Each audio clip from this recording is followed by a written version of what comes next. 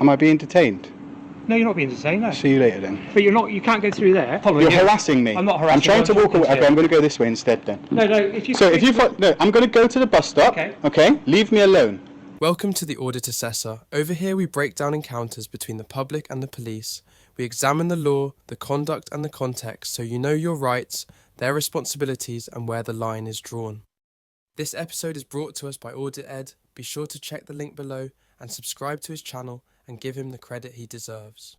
In this episode, Ed is outside a uni campus with a camera, and somehow that's enough to trigger a full-blown response. The officers don't open with clarity, they open with tone, already framing him as a problem before explaining anything. What follows isn't shouting or theatrics, it's Ed calmly forcing them to say out loud what they actually think he's done. Each time they lean on suspicion, he pins them to specifics. Each time they imply a power, he makes them commit to it. And the longer it goes on, the harder it becomes for them to explain why they stepped in at all. Alright, are you guys here for me? Yeah, hi. Oh, why? Can you maintain your distance there? Can. Of course, yeah. And also identify yourselves. Did you just switch your camera on? Yeah. Alright, please don't delete that. I'll be requesting a copy, alright? Also yours, please don't delete that. I'll be requesting a copy. Deleted. Of course. Alright, can you identify yourselves, please, Can I officers? ask you first, sorry, what was your first name, my friend? I'm not at liberty to give you that. When you approach a member of the public, you identify yourself. That's your policy, so identify yourself. Okay. So my name is Simon Tops, Police Constable 693, Simon Tops, Avon, Somerset Police. And yours is? My colleague. 5512, Josh Burnell. Alright, and what crime have I committed, or do you suspect me of committing? Okay, what are you being so hostile? I'm not being hostile, I'm just asking you, because when police approach me, Yeah. police come to deal with crimes, do they not? Not necessarily, no. What do they come to deal with? Civil matters? Well, we're here to prevent crime. So what crime do you suspect me of about to commit? Not suggesting you're committing a crime at all. So. Alright then. What was your first name, so I can talk to you on first name basis? No, it's fine, I'm not going to give you that. Okay. Are you filming at the moment? I am indeed, for my own Okay, protection. what's the purpose of you filming? My own purpose. Right. They approach him without introduction, without context, and Ed has to prompt them to identify themselves, which says everything about how casually they stepped into the interaction. Instead of answering the obvious question, what offence do you suspect? They pivot straight to calling him hostile. That word gets thrown around far too easily when someone simply asks officers to justify their presence. Asking for grounds isn't aggression, it's asserting the standard they're supposed to meet before engaging. If they genuinely believed an offence had taken place, they'd be able to articulate it immediately. Can I ask why you're here at the Can I uni? ask you a question?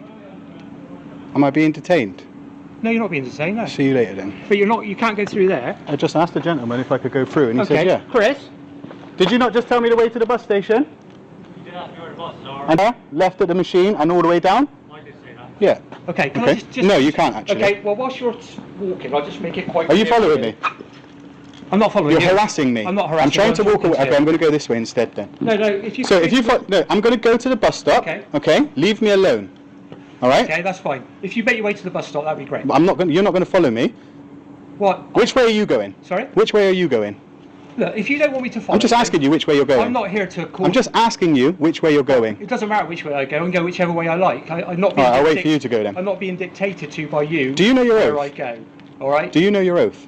Yeah, I do. Can you say it to me? No. I'll start you I'm off. not going to say it to you. I'll start you off. I'm not here to justify my actions. No, to you're you. here to uphold the law. I am Have I broken it?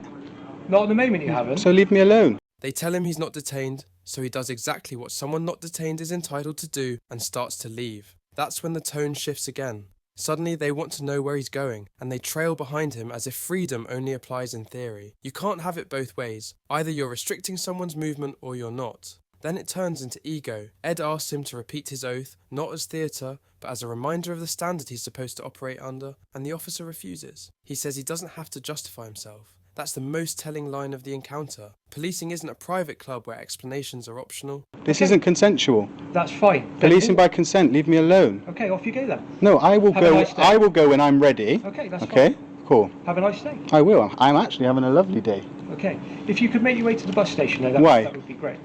Why? Okay, that's fine. I'm not here. So why do you keep telling me what to do? I'm not telling you what to You do. are. You just said make your way to the bus station. You Like said what you were right? making your way- Can I just ask you? What right do you have to tell me what to do when I haven't broken the law? Okay. You haven't got a right to tell me what to do when I haven't broken the law. So stop trying to bully me. I'm not trying to. Yes, bully you are. You're trying to find tell out- me what to do. I'm trying to find out why you're walking around a university Because with a camera. I'll tell you why. Because I'm allowed to. Okay. Photography is But not a some crime. of this university is private premises. No, it's not. It Bro. is, Do you know? okay, Are you familiar with Section 33 of the Criminal Justice Act 1972? No, I'm not. No, you're not not. But you particularly. should be. Okay. Because it's the law. Okay. Which says at the material time of operating, the public are allowed access, whether upon payment or not. To where? Anywhere that is open. This is a public space. These lines were painted by the council. The tone shifts into quiet bullying. Instructions barked out as if authority alone makes them lawful. When that doesn't land, the fallback is it's private premises, as if saying it confidently makes it true. Ed doesn't argue emotionally, he goes straight to structure. He asks whether the officer is familiar with Section 33 of the Criminal Justice Act 1972, a provision that recognises access rights in places the public are ordinarily permitted to be. The officer admits he isn't. That moment matters. An officer enforcing boundaries he can't legally define is operating on assumption, not knowledge. Ed then points to the council road markings, public highway indicators that don't exist on genuinely restricted land. Well, I think you're mistaken. No, Because part of this I'm not. university is private property. Can I just ask you There another is something? public access If I to was to parts say of to the you, university. if I was to say to you, I'm not going anywhere, what could you do? Sorry? If I was to say to you, I'm not going to leave now, what could you do? Well, I don't intend to do anything. You at the moment. couldn't. You couldn't do anything because I haven't broken the law. When those guys rang you and reported a crime, what you should have said to them is, "It's not breaking They the have law." reported a crime. What did they do? Reported a suspicious person filming at a university campus. Is photography a crime? You're recording. You're Well, recording. I don't know. You guys. Let How me do just I say, know you, that you're not filming for terrorist do you know? purposes? You see that on your uniform? Yep. That thin blue line thing. How That is do an utter disgrace. How do I know? You disgrace the country with that. How do I know that you're not filming for terrorist purposes? Sir, we for go. example? Sir, we go on what we do know, what we don't, not what we don't. Well, not necessarily. No, That's again so- where you're wrong. Isn't Okay, It? so what reasonable suspicion do you have that I'm a terrorist, Well, sir? you're filming a university campus. So you're with a trying to get camera. me on Section 43? No, I'm not. So why did you mention it then? Well, because I'm just explaining that you seem to think that I can only act when a crime's been reported. No, but you're more than willing to come up to me and ask me. Yeah. If you can articulate reasonable suspicion that I may be a terrorist, Well, you're walking around a university campus with a camera.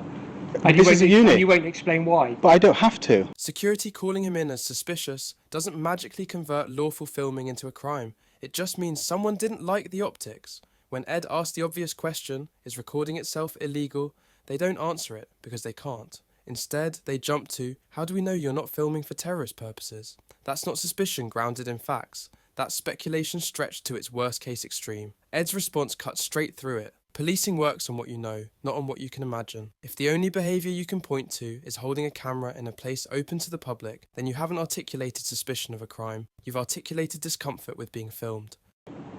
Well, then that gives me suspicion of what your activity is. So you think I'm a terrorist? You have reasonable suspicion that I am up to terrorist activities. I don't know why I'm not engaged in any why are you hostile filming? reconnaissance because I can, as my rights allow me to. Is this not a free country? Yeah, but So, and am I not allowed to own a camera? you are allowed to You're own a camera. filming. What's the difference between You're you allowed and to own a I? camera and you're allowed to film. And what's And the I'm difference not- between you? And I'm not preventing you from doing that. But why I'm are you not accusing me of asking being you a to turn the camera terrorist off. then? I'm not accusing you of being Well, why are a you saying I'm terrorist. suspicious? I'm just saying there are some concerns about your What concerns? nature of why you're filming What in an empty concerns? university. What concerns? But then it gives me suspicion for why you're here with a camera. Suspicion is not a crime. No, but it gives me grounds to do certain things if I feel it Are necessary. you threatening me? I'm not threatening you. So I'm what do you mean explaining then? what the law is. Well, you don't know the law because that's not Well, right. I think I do. Well, tell me what reasonable suspicion you have. Well, why are you filming a university when it's I'm not closed telling you. with a camera? I'm not telling you. Okay, well then I'm suspicious. That's fine. You can be suspicious. I can, yeah. Yeah, you can. But then I can also act on that suspicion No, you if I can't. feel it appropriate. You can. Yeah, you can, and I'll sue you. Okay, well, but that's my decision. Yeah, I know. When you lose your job. Well, I'm not doing that, am I? No, because you're scared But to. you're not helping our cause. I don't here, have are to you? help you. Ed ends up repeating the same point because they keep pretending it hasn't been answered. Filming in a public access area isn't prohibited just because someone dislikes it. He even highlights the obvious contradiction. They're standing there recording him while implying his camera is inherently suspicious. That hypocrisy matters because it shows the issue isn't the act of recording, it's who's holding the lens. Then comes the line about, my suspicions give me grounds to do certain things. That's where it gets dangerous. Suspicion isn't a blank check. It has to be reasonable, specific, and linked to an actual offence. I don't have to help you, do I? You don't have to, No, I don't. Okay. Well, okay. I think we understand where we are. I know where I understand where I am. I know the understand law. where I You am. don't. You those gentlemen over there, the guys who called the police, whoever called the police, I suggest you go and speak to them about Section 5 of the Criminal Law Act 1967, making a false report, because that's wasting police time, which is actually a criminal offence. Okay. It's been nice talking to you. If you're heading towards the bus stop, then I'll go wherever I like. Have a lovely day. I'll go wherever Well, you I won't like. go wherever you like. I will indeed. Because parts of this. I'll go anywhere that university- is publicly accessible. I will go. Yeah. Yeah, and no one will stop me. Yeah. Not those guys up there. Not you guys But what either. you need to understand at the moment. I don't need to understand just say anything. that I know we're the clear law. Is so do I. Yeah, no, you don't. So do I. Okay. You don't. You don't even This know is what Criminal Justice Section 33 of the Criminal Justice Act 1972 is. Do you know it? This is a You need to private. know the ins and outs. Of course you know. Of course, if you're gonna uphold the law, you have to know the ins and outs of the law. How can you tell me that you don't have to know the ins and outs of the law, but then you're here to uphold it? How does that make sense? Ed doesn't just defend himself, he redirects the spotlight. He points out that if anyone may have crossed a line, it's the person who made the exaggerated report. Section 5 of the Criminal Law Act 1967 covers knowingly giving false information that wastes police time, yet they ignore that entirely. That's telling. They're quick to scrutinise him, but not the source of the complaint. Then comes the "you can't go wherever you like" line, which only works if they can define a lawful boundary. Ed makes clear he's in publicly accessible space, and instead of properly addressing that, one officer shrugs that you don't need to know the ins and outs of the law. That's not minor. It's an admission that authority is being exercised without understanding the limits that control it. You're even in Somerset Constabulary, innit? Okay. Absolute joke. It's been a pleasure talking to you. I haven't enjoyed myself, actually. You've ruined my day. So go away now, please. Parts of the university are private premises. There are public access routes. I won't go anywhere that is private. I haven't been anywhere that's private, and I will not go anywhere that's private. As you could probably understand from the way I speak, I know exactly what I'm doing, sir. I know the laws that surround what I'm doing. I don't appreciate you accusing me of being a terrorist. Well, What's your number I've again? not accused you of being a terrorist. I've explained. 693. You threatened No, I me. You haven't. said, "Oh, now I've got reason." I've not threatened mate, you listen, at all. the camera doesn't lie. I've not threatened you. The camera doesn't You lie. can play your camera back. I will. I'll be playing I've not it to threatened your you at all. superior. I'm just explaining that if you're filming an empty university that's actually closed at the moment to the university is actually closed. All right, to the students. It's I'm not a closed- student. It's closed to staff. I'm not staff. So why are you here? I'm a member of the public, and I'm in a publicly accessible area. Right. That's why I'm Okay. here. Well, that's fine. If you want to film I know it's fine. in open public spaces. Yeah, and I'm allowed. That's fine, but Yeah. you won't be filming inside buildings. I don't want to film inside okay? a building. And if you trespass in private property, It's a civil matter. Are you telling me that you're going to do something for a civil matter? I will do. Okay. Oh, so okay, cool. When he pivots to if Ed trespasses and record inside buildings, he's going to have to take action. He's reaching for a scenario that hasn't happened to justify pressure in the moment. Trespass, in its basic form, is a civil matter between a landowner and the person on the land. It's not automatically a police issue unless specific aggravating factors apply. You don't get to preemptively threaten enforcement over a hypothetical civil dispute. Ed isn't inside a building, isn't bypassing security, and isn't refusing a lawful direction tied to a defined power. And that's If the another security complaint. asks you to leave a private They premises haven't, and you but I refuse, haven't been on private property. and you refuse But I haven't to, been on private property. then I'll have Sir, to consider my listen. powers under the breach of the peace. Oh, so now you're threatening me for a crime that listen. What part of my behaviour is threatening or abusive? Well, nothing at the moment. Okay, so don't threaten me with something that I'm not hasn't threatening happened you. or that isn't going to I happen. also You know are. the That's law. no. Listen, you're Okay. just threatening me with breach of the peace when a breach of the peace isn't going to happen Well, because one I'm of not my acting in. fundamental roles is to prevent a breach of the peace. Yeah, but there's going to be no breach of the peace because I'm not acting in a That's threatening right. or abusive So behaviour. All I'm saying is don't go into private premises, listen, don't film in the how many buildings. times do you want to say that? Okay, otherwise... How many times do you want to say that, considering the fact that I said... Respond, then I'll have to support them to prevent a breach of the peace, is all I'm saying.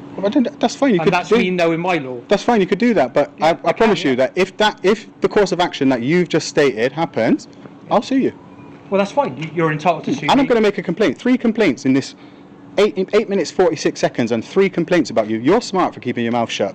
Yeah, that's fine. All right. You can complain. See you later then, guys. Go. Okay. Be gone. Out of nowhere, he floats breach of the peace, as if saying it gives the moment weight. That power isn't there to rescue an argument. It exists for situations where violence is about to happen or someone is genuinely at risk. Ed asks the only question that matters: what have I done that's threatening or abusive? The officer admits none at the moment. That answer ends it. You can't warn someone about breach of the peace while simultaneously conceding there's no threatening behaviour. If there's no threatening conduct, no aggressive act, no crowd forming, no volatility building, then invoking breach of the peace isn't preventative policing.